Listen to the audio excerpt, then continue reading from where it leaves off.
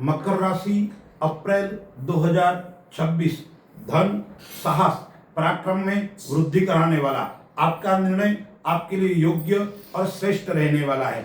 मैं पंडित राजेश दवे, वैदिक ज्योतिष परामर्श केंद्र जोधपुर से मैं यह आपको जो फलादेश बता रहा हूं, यह फलादेश आपके गोचर के अनुसार है।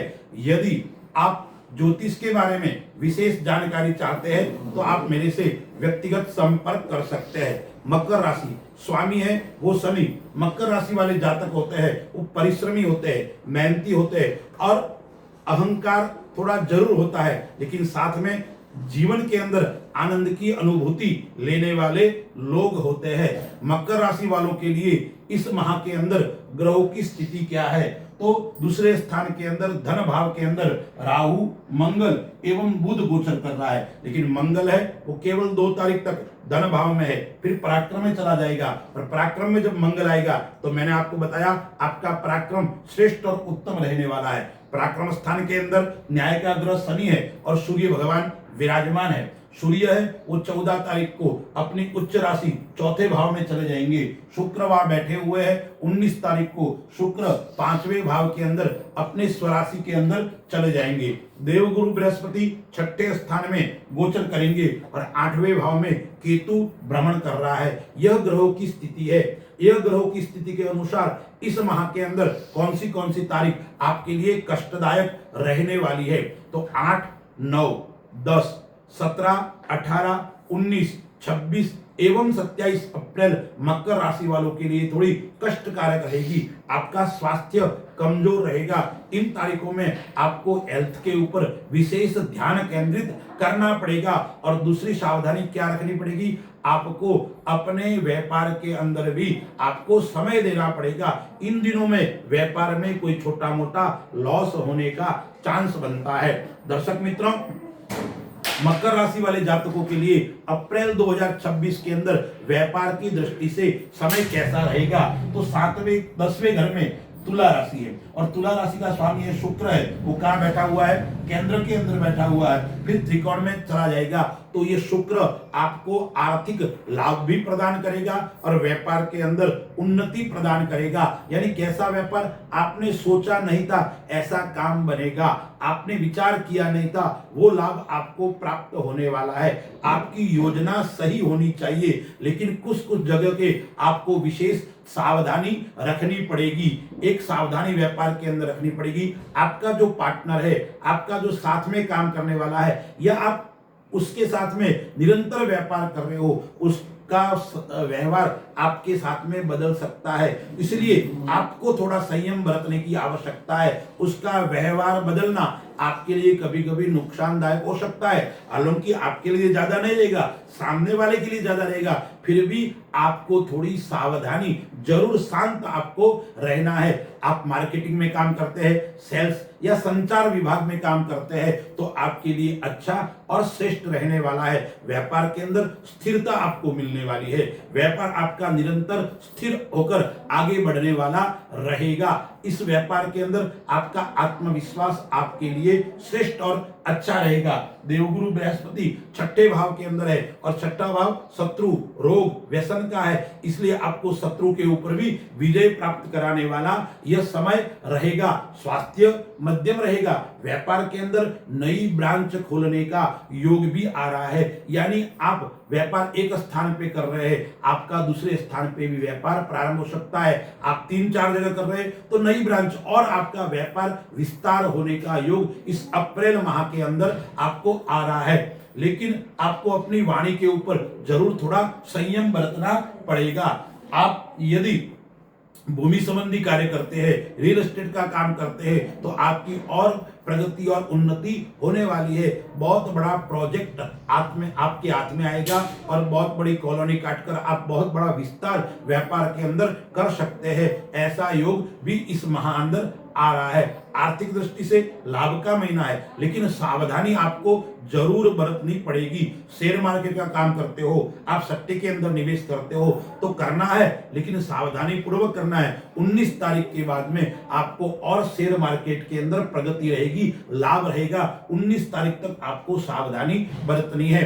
सोना चांदी या आप धातु का काम करते हो तो जरूर आपको शुरुआत में सावधानी रखनी है और धीरे धीरे वो आपको लाभ देने वाला रहेगा।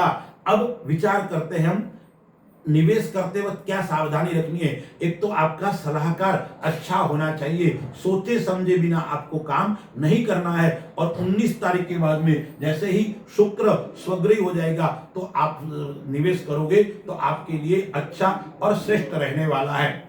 इस 14 अप्रैल को जैसे ही सूर्य चौथे घर के अंदर उच्च का हो जाएगा तो आपको वाहन का योग अच्छा आएगा, नए वाहन खरीदने का योग आएगा, मिलकत का योग आपको आएगा, यानी पैतृक मिलकत का योग भी इसके अंदर आएगा। और इस माह के अंदर आप अपना धन का खर्च शौक मौज के अंदर करोगे, यानी भौतिक सुख, आप नए वाहन, नए भवन, घूमना फिरना, इस प्रकार के खर्च का योग भी आपको बन रहा है। लेकिन खर्च के ऊपर जरूर आपको अंकुश भी रखना पड़ेगा, अन्यथा ज्यादा खर्च आपका मासिक बजट बिगाड़ सकता है। उस बात का आपको ध्यान रखना पड़ेगा, क्योंकि इस माह के अंदर लग्जरी खर्च भी आपके होने वाले हैं, मनोरंजन खर्च भी होने वाले हैं, और साथ में आपके परिवार के अंदर कोई मांगलिक खर्च भी इस माह के अंदर होने वाला है। अब हम विद्यार्थियों की दृष्टि से, शिक्षा की दृष्टि से यह देखते हैं तो पंचम भाव के अंदर जैसे ही 19 तारीख को शुक्र आएगा उसके बाद में विद्यार्थियों के लिए अच्छा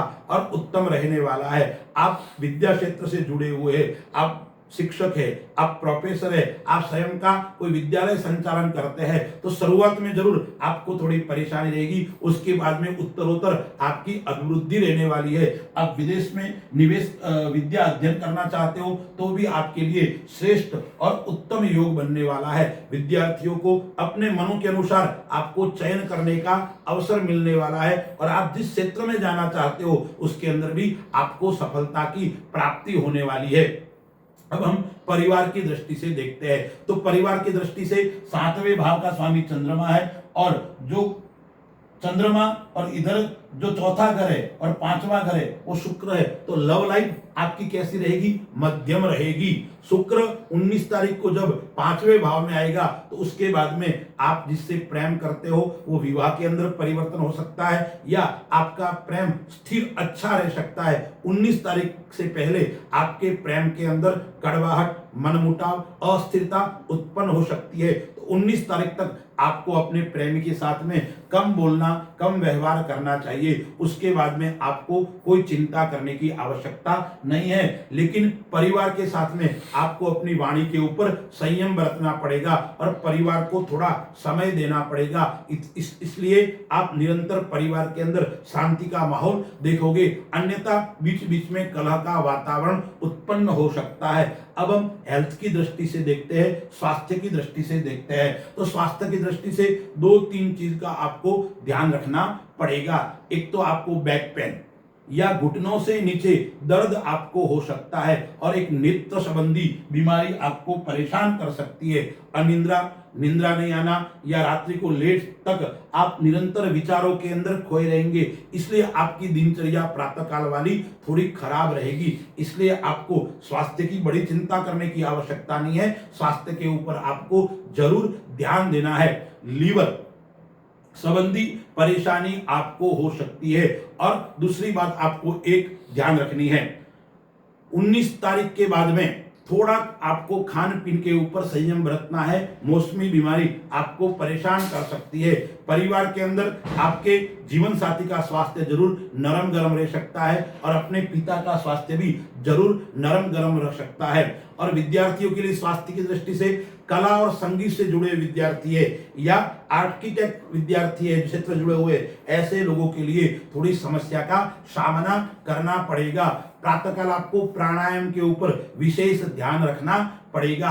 आइए हम उपाय के ऊपर विचार करते हैं। मकर राशि वाले जातकों को क्या क्या उपाय करना है। सर्वप्रथम आपको कुल देवी के मंदिर में ध्वजा अर्पण करनी है और अपनी कुल देवी का पूजन यजन आपको करना है। दूसरा उपाय आपको क्या करना है, शनिवार के दिन शनि मंदिर में जाकर 3 बार संकट मोचन का पाठ करना है और श्रीफल भगवान शनि को चढ़ाना है और साथ में गुलाब का पुष्प 7 पुष्प लेके ओम सम शनिश्चराय नमः बोलते हुए भगवान शनि के चरणों में चढ़ाओगे तो आपके भाग्य के द्वार खुलने वाले हैं, भाग्य के अंदर अभिवृद्धि होने वाली है। और साथ में आपको क्या करना है, ओम सम शनिश्चराय नमः उसके 108 बार चाहे हनुमान जी के सामने बैठकर या शनि भगवान के सामने बैठकर आप पाठ करोगे तो आपके जीवन के अंदर निरंतर प्रगति को प्रदान करने वाला यह अप्रैल महीना रहेगा।